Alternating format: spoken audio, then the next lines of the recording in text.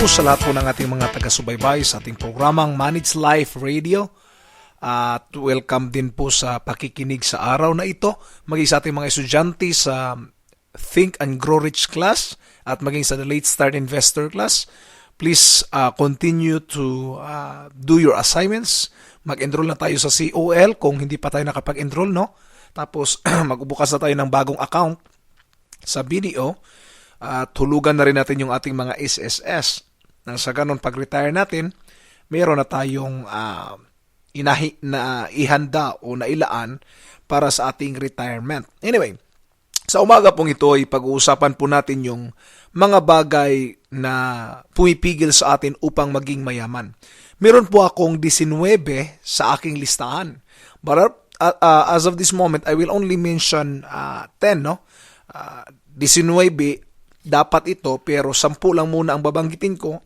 Sa susunod po o bukas po ay doon ko nasasabihin yung pangalawang siyam.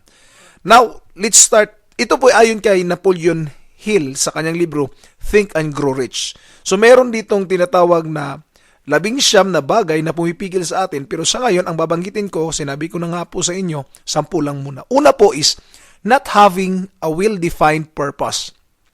Ang sabi po ni Napoleon Hill, there is no hope of success for the person who does not have a central purpose or a definite goal of which to aim. Kung wala po tayo talagang defined purpose, hindi po natin ma-achieve yung riches natin, no? Kung hindi natin alam ang purpose, bakit tayo nag-iipon, kung hindi natin alam ang dahilan kung bakit tayo gustong yumaman, wag po tayong umasa na umasenso tayo sa buhay. Kung hindi po well-defined yung ating mithiin, then never expect na ma-achieve po natin yung pagyaman na inaasam natin. Kasi not having well-defined purpose, isa po yun sa dahilan. Kung hindi mo na-define yung purpose mo, never expect to win, never expect to succeed.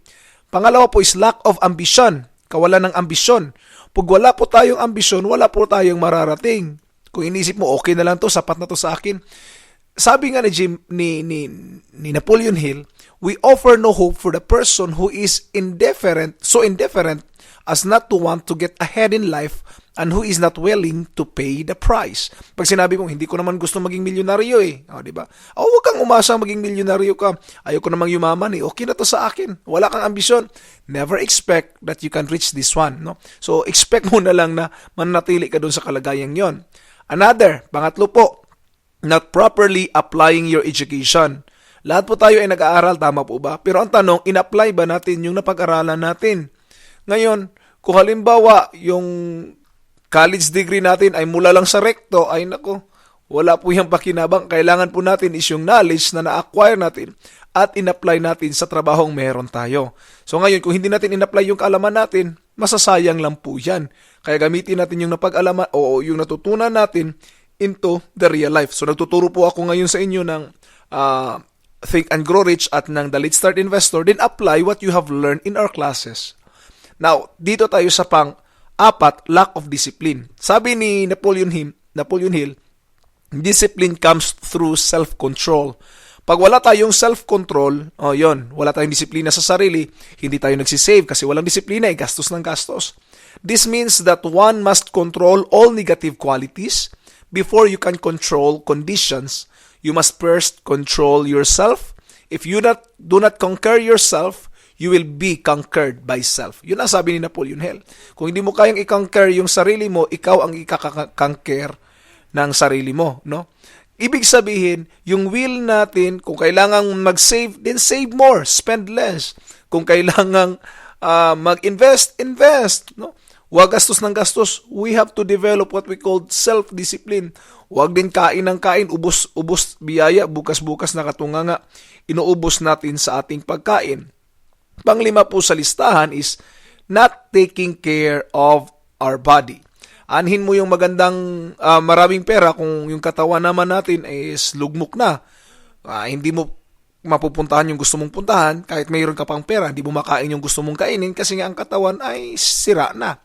So no person, sabi ni Napoleon Hill, no person may enjoy outstanding success without good health.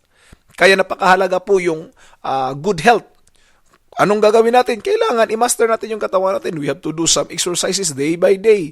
Huwag tayong mag-overeating, no? Yung negative thoughts, ialisin na natin yan. Huwag tayong huwag nating hayaan na hindi tayo makapag-exercise araw-araw or kahit walking, no? Imbis na mag-taxi tayo, kung malapit lang yung pupuntahan din, why not walk? We have to walk in order for, yung metabolism natin is mag-workout. At ang sa ganun din is, hindi tayo mahihirapan huminga dahil sa sobra nating katabaan na, no? Hindi naman masama, hindi naman lahat ng mataba unhealthy. What I mean is, pwede ka magkaroon ng malaking katawan at the same time, you are healthy. May iba nga dyan, walang payat nga pero unhealthy naman, di ba? So, kailangan lang natin talaga ng tinatawag na pag-aaruga sa ating katawan. No? Kailangan nating arugain. Kung gusto nating maging mayaman, arugain natin ang ating katawan kasi healthy mind will bring great wealth. Sunod po sa listahan, pang-anim is procrastinating. Ano po yung procrastinating? Nandiyan na yung opportunity, hindi natin grab, no? Naging pabaya sa opportunity o sa pagkakataon. Most of us go through life as failures because we are waiting for the time to be right to start doing something worthwhile. Do not wait. The time will never be just right. Sabi pa ni Napoleon Hill, start where you stand and work with whatever tools you may have at your command, and better tools will be found as you go along. Kung anong meron tayo ngayon, din yun ang gamitin natin. Sige na lang, saka na lang ako pag mag-invest, bigyan na ako ng amo ko ng 13 month. Paano kung hindi ka bigyan? Will you wait for the end of days bago ka mabigyan? No. Kung ano yung meron ka ngayon, use it wisely. No? Kung meron kang sahod ngayon, diyan ka mag-uumpisa ng savings. Huwag mo sabihin, sa kanila ako mag-i-invest, sa kanila ako mag-save pag tumaas na yung sahod ko. If you will wait for the right time will not come to you. But when you start today of what you have, kung ano yung meron ka, umpisahan mo lang, then you can achieve what you want in life. No? Kasi along the way, mamimit mo na lang yung mga bagay na yun. Kasunod po sa listahan natin is lack of persistence. Most of us are good starters but poor finishers of everything we begin. Sabi pa ni Napoleon Hill, people are prone to give up at the first signs of defeat.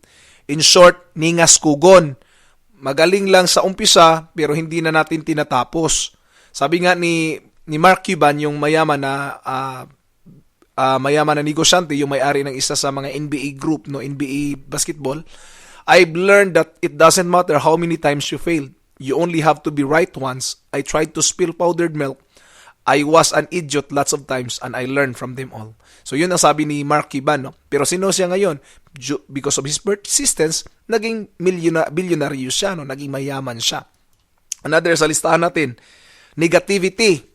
There is no hope of success for the person who repels people through negative personality. Kung negatibo yung kasama mo, mag-ingat ka at huwag kang maging negatibo. Success comes through application of power and power is attained through the cooperative efforts of other people. A negative personality will not induce cooperation.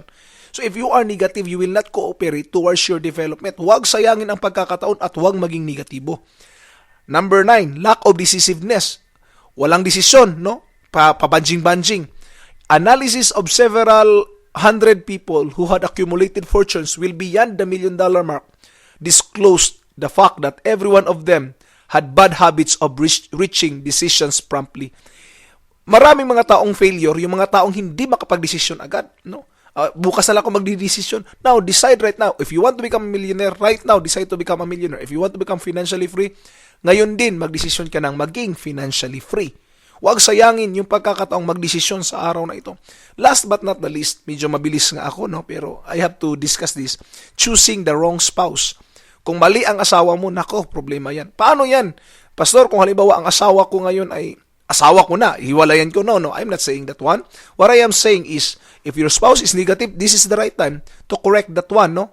At kung maaari is, magsama kayong dalawa sa training program, pwede kayong sumama sa klase ko, kayong dalawa mismo, so that you can change her perspective, no? Kung kailangan mag-asawa talaga, tama ang pag-iisip, no? Lalaki, ang babae, silang dalawa, pareho sila ng direction. Nang sa ganon, you can attain to become rich. Kasi si Bill Gates, meron siyang Melinda Gates na sumusuporta sa kanya, meron siyang asawa na magaling din.